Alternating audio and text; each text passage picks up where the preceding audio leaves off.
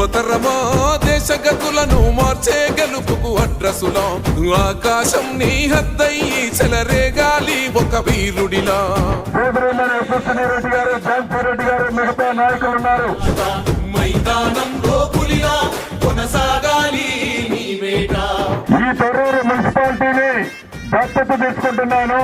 అన్న ఏదైనా పని తలుచుకుంటే అది తప్పకుండా చేసి చూపిస్తారు. ప్రతి పనిని వేడిగా పూర్తి చేసే బాధ్యత స్థానిక శాసనసభ్యురాలతో పాటు నాదే. పట్టుదలే ఊపిరిగా ప్రత్యర్థులు కూడా